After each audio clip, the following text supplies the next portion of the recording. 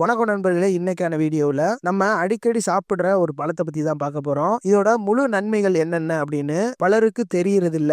So இன்னைக்கு சீத்தாப்பழத்தை பத்தி தான் முழுசா இந்த வீடியோவில் பார்க்க போறோம். சீத்தாப்பழம் பார்க்கறதுக்கு வெளியே கரடு முரடா இருந்தாலும் அதோட சுவை அளவற்றதா இருக்கும். அதே மாதிரி உடலுக்கு பல நன்மைகளை தரக்கூடிய ஒரு இயற்கை மருந்து மாதிரி வேலை செய்யும். இதுல விட்டமின் சி, நார்ச்சத்து, இரும்பு, கால்சியம், பொட்டாசியம் இது மாதிரியான முக்கிய ஊட்டச்சத்துக்கள் நிறைஞ்சிருக்கிறதுனால நம்மளோட செரிமானத்தையும் இதய ஆரோக்கியத்தையும் நோய் எதிர்ப்பு சக்தியையும் மேம்படுத்தி தோல் மற்றும் கூந்தலுக்கும் நல்ல பலனை தரக்கூடியது. இப்போ சீத்தாப்பழத்தோட ஒவ்வொரு மருத்துவ நன்மைகளையும் ஒன்னொன்னா பார்த்துட்டலாம். ஃபர்ஸ்டா செரிமானத்திற்கான நன்மை. சீத்தாப்பழம் நார்ச்சத்து மிகுந்த ஒரு பழம். நம்முடைய செரிமான அமைப்பை சரியாக வைத்திருக்க இந்த நார்ச்சத்து மிகவும் முக்கியமானது. அதனால் சீத்தாப்பழம் சாப்பிடுவது மலச்சிக்கலை போக்கி குடல் செயல்பாட்டை சீராக்கும். முடிந்தால் காலை வேளையில் அல்லது மதிய உணவுக்கு பிறகு சிறிதளவு சீத்தாப்பழம் சாப்பிடலாம். அது உடலை லேசாகவும் சுறுசுறுப்பாகவும் வைத்திருக்க உதவும். இரண்டாவதாக இதய ஆரோக்கியம். சீத்தாப்பழத்தில் உள்ள பொட்டாசியம் மற்றும் மெக்னீசியம் இதயத்தை பலப்படுத்தி இரத்த அழுத்தத்தை கட்டுப்படுத்தும்.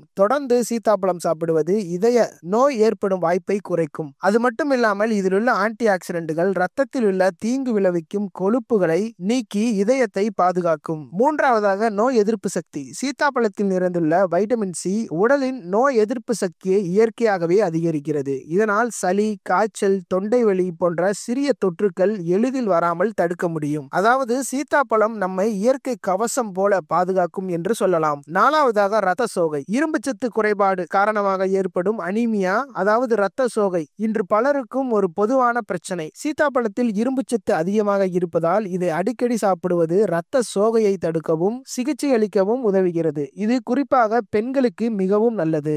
ஐந்தாவதாக காயங்கள் மற்றும் புண்கள். சீத்தாப்பழத்தின் இலைகளுக்கும் மருத்துவ பயன்கள் நிறைந்துள்ளது. இலைகளை நன்கு அரைத்து புண் அல்லது காயங்களின் மேல் தடவினால் அவை விரைவில் ஆறும். இது ஒரு பழைய வீட்டு மருத்துவ முறையாக பயன்படுத்தப்பட்டு வருகிறது. ஆறாவதாக தசைப்பிடிப்பு. அடிக்கடி தசைப்பிடிப்பு பிரச்சனை வருபவர்கள் சீத்தாப்பழத்தை சாப்பிட்டு வந்தால் பெரிய நன்மை கிடைக்கும். இதில் உள்ள மெக்னீசியம் தசைகள் சீராக இயங்க உதவுகிறது. அதனால் விளையாட்டு வீரர்கள், உடற்பயிற்சி செய்பவர்கள் சீத்தாப்பழத்தை உணவில் சேர்த்துக் கொள்ள வேண்டும். ஏழாவதாக கர்ப்பிணி பெண்களுக்கு. கர்ப்ப காலத்தில் சீத்தாப்பழம் சாப்பிடுவது பாதுகாப்பானது மட்டுமல்லாமல் பல நன்மைகளை தரக்கூடிய ஒன்று. இது கர்ப்பிணி பெண்களுக்கு தேவையான இரும்பு மற்றும் கால்சியத்தை வழங்குகிறது. மேலும் குழந்தை வளர்ச்சிக்கும் உதவுகிறது. ஆனால் அளவோடு சாப்பிடுவது மிகவும் நல்லது. அதிகமாக சாப்பிட்டால் சிலருக்கு வயிற்றுப்புண் அல்லது வெப்பம் ஏற்படும். எட்டாவதாக மன ஆரோக்கியம். சீத்தாப்பழம் நரம்பு அமைப்பை பலப்படுத்தும் ஊட்டச்சத்துக்களால் நிறைந்துள்ளது.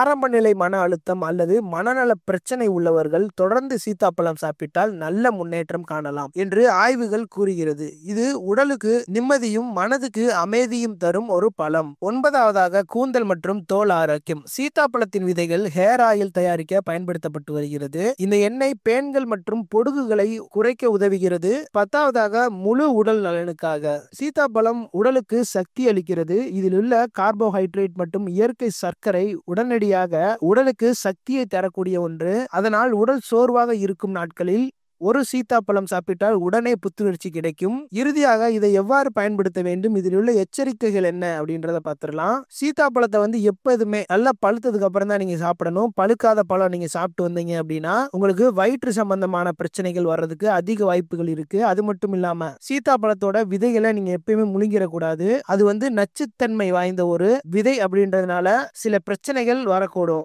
குறைந்த அளவுல நீங்க தினசரி சாப்பிட்டு வந்தாலும் எந்த பிரச்சனையுமே வராது. சரி நண்பர்களே, இப்போ நம்ம சீத்தாப்பழம் சாப்பிடறதுனால என்னென்ன நன்மைகள் உங்களுக்கு கிடைக்கும் அப்படின்றது உங்களுக்கு தெரிஞ்சிருக்கும். அடுத்த முறை சீத்தாப்பழம் கண்ணில் பட்டுச்சு அப்படின்னா கண்டிப்பா அதை வீட்டுக்கு வாங்கிட்டு போய் நல்லா பழுக்க வச்சதுக்கு அப்புறம் சாப்பிடுங்க. இது உங்களோட உடல், மனம், இதயம் அனைத்திற்கும் நலம் தரக்கூடிய ஒரு நல்ல பழம். வீடியோ பிடிச்சிருந்துச்சுன்னா லைக் செஞ்சுட்டு இந்த பயனுள்ள தகவலை உங்களோட ஃப்ரெண்ட் அண்ட் ஃபேமிலிக்கு ஷேர் பண்ணுங்க. இது மாதிரியான வீடியோக்களை தொடர்ந்து பார்ப்பதற்கு நமது நலம் லைவ் சேனலை சப்ஸ்கிரைப் பண்ணிடுங்க. அடுத்த ஒரு புதிய வீடியோவில் சந்திக்கலாம். நன்றி, வணக்கம்.